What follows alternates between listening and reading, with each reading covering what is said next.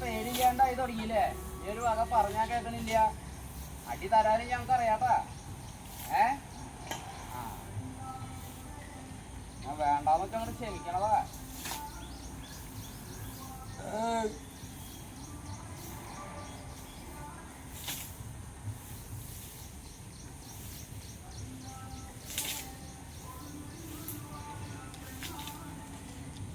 നടക്ക് ഇതൊക്കെ പറഞ്ഞു നല്ല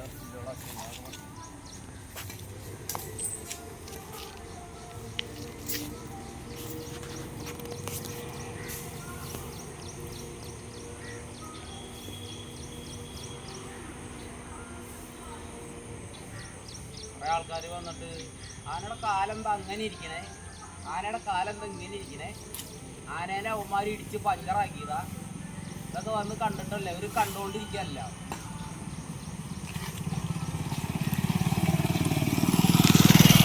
ഓരോ ആനകൾക്ക് ഓരോ ശരീരപ്രകൃതി ഇല്ലേ, ഓരോ ആനകൾ അവരുടേതായ രീതികളുണ്ട്. നമ്മൾ മാറ്റാൻ നോക്കിയാൽ മാറുമോ?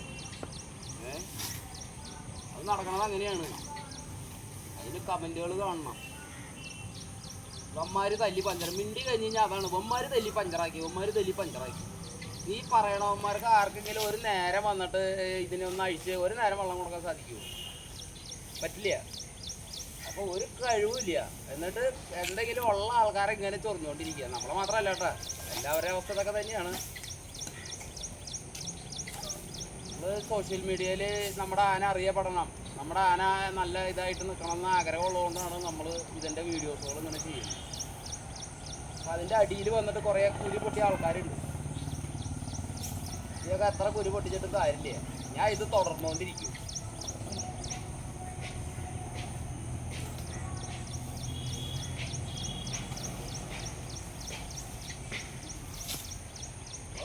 ആനകളുടെ ഇഷ്ടത്തിന് വിട്ട് അങ്ങനെ തന്നെ ആനപ്പണി എടുത്താക്കണം ഇന്ന് ഈ കാലം വരെ. അല്ലാണ്ട് നമ്മൾ പിടിച്ച് കെട്ടി മൃഗീയമായി പീഡിപ്പിച്ച് എന്ത് പീഡിപ്പിക്കണമെന്ന് പറയണതാ കേട്ടാ.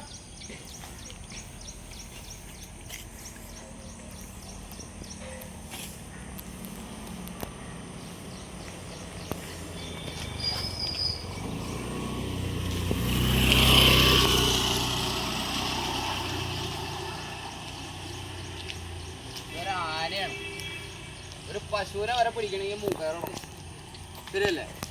പശുവിനെ പിടിക്കണമെങ്കിൽ മൂക്കയറിടണ്ടേ? അല്ലെങ്കിൽ അതിനെ പിടിച്ചാൽ നോക്കുമോ? അതൊരു പോത്തിന് മൂക്കയറിടും. അതെന്തിനാണ്? അതിനെ പിടിച്ചാൽ കിട്ടാൻ വേണ്ടിയിട്ടാണ് നിൽക്കണേ. ഇതൊന്നും മനുഷ്യന്മാർ പഴം കൊടുത്തിട്ട് വാന്ന് പറഞ്ഞ വരുന്ന ജീവികളല്ല. അതുപോലെ തന്നെയാണ് ആനയും. ആനേനെ നിയന്ത്രിക്കണമെങ്കിൽ, ആനേനെ കൊണ്ടു നടക്കണമെങ്കിൽ തോട്ടി വടി സാധനങ്ങൾ വേണം. നമ്മൾ ആനേനെ കീഴ്പ്പെടുത്തി വേണം ആനേനെ കൊണ്ടു നടക്കാൻ. അപ്പം അതിൻ്റെ അടിയിൽ മിണ്ടി കഴിഞ്ഞ് കഴിഞ്ഞാൽ ഒന്മാർ തിന്നാൻ കൊടുക്കണില്ല. കഴിഞ്ഞ ദിവസം തൃശ്ശൂർ ഒരു പരിപാടിക്ക് പോയപ്പോൾ ഒരു വീഡിയോ വന്നിട്ടുണ്ടായിരുന്നു, വേറെ ചാനലിൽ കണ്ടാണ്. അപ്പോൾ ആനങ്ങനെ ഒരു മരത്തിൻ്റെ കൊമ്പ് ഒടിക്കുക, ഒടിച്ചിങ്ങനെ താഴേക്ക് ഇട്ടു.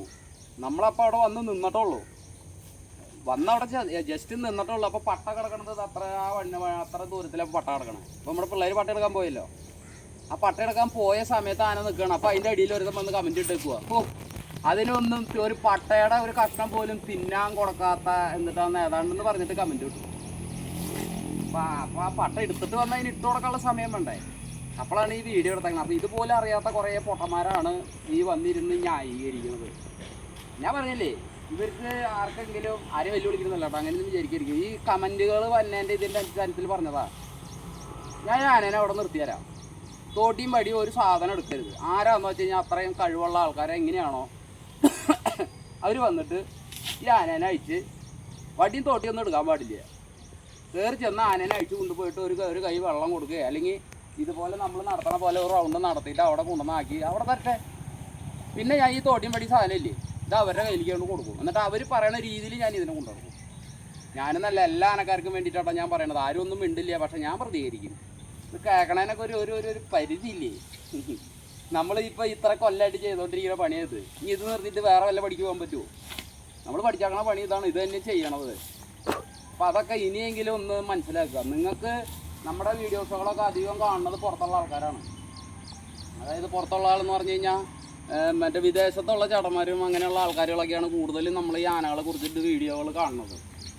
അവർക്ക് പ്രവാസികളാണ്, അവർക്ക് അവരുടെ ജോലി കഴിഞ്ഞ് വന്നു കഴിഞ്ഞാൽ അവരുടെ റൂമിലിരിക്കുമ്പോൾ അവർക്ക് കുറച്ച് സമയം പോക്കും കാര്യങ്ങളൊക്കെ വേണ്ടിയിട്ടാണ്. നമ്മളെ സ്നേഹിക്കുന്ന കുറേ ആൾക്കാരുണ്ട്.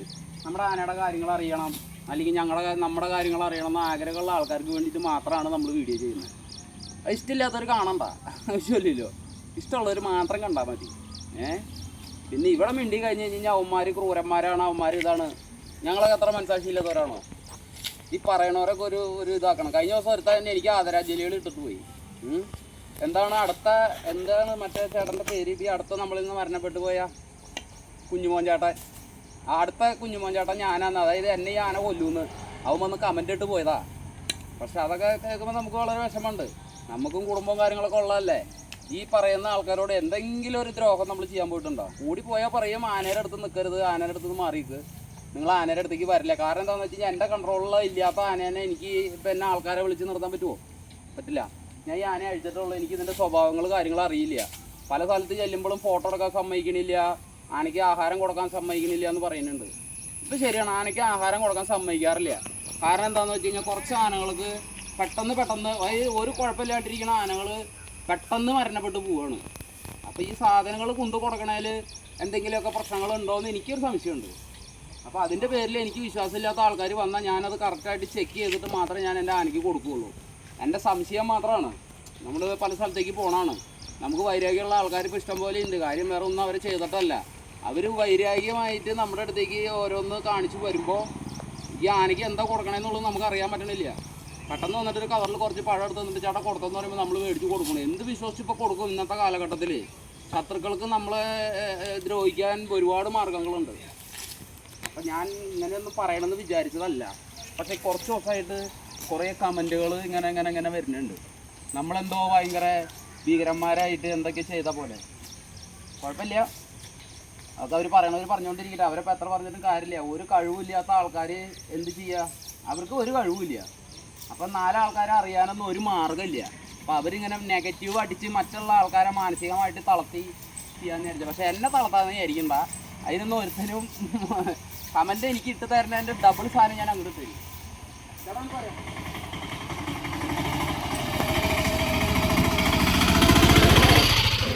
എൻ്റെ വീഡിയോസും എൻ്റെ ആനയുടെ വിശേഷങ്ങളും കാണാൻ താല്പര്യമുള്ള ആൾക്കാർ മാത്രം കണ്ടാൽ മതി. അല്ലാത്തൊരു കാണണ്ട. എൻ്റെ വീഡിയോ വരുമ്പോൾ അവൻ്റെ വീഡിയോ ഉള്ള എനിക്കത് കാണണ്ടെന്ന് തീരുമാനിച്ചാൽ ചെയ്യില്ല. നല്ല രീതിക്ക് സപ്പോർട്ട് ചെയ്യുന്ന ആൾക്കാരുടെ അടുത്ത് നമ്മൾ നല്ല രീതിക്കും നമ്മളെ പറ്റിയിട്ട് മോശമായിട്ട് ആക്കി കഴിഞ്ഞ് കഴിഞ്ഞാൽ ഫേക്ക് അക്കൗണ്ടിൽ നിന്നാണെങ്കിലും അതുപോലെ തിരിച്ച് പണി നമ്മളും തരും. ഈ ഫേക്ക് അക്കൗണ്ട് ഉണ്ടാക്കാൻ വലിയ പടിയൊന്നുമില്ല. നമ്മുടെ 2 പിള്ളേരോട് പറഞ്ഞു കഴിഞ്ഞാൽ അവരുണ്ടാക്കി തരും. ഇതിനും പല സാധനങ്ങൾ ഇട്ട് തരാൻ നമുക്കും അറിയാം. പക്ഷെ അത് ഞങ്ങൾ ചെയ്യണില്ല. കാരണം എന്താണെന്ന് വെച്ച് കഴിഞ്ഞാൽ ഞങ്ങൾക്ക് ഇങ്ങനെ വെറുതെ ഇരുന്ന് കുറയ്ക്കാൻ സമയമില്ല. ഞങ്ങൾക്ക് ഒരുപാട് കാര്യങ്ങൾ ചെയ്തു തീർക്കാൻ ചെയ്യും. അപ്പോൾ ഇത്രേ ഉള്ളൂ. ടാറ്റ.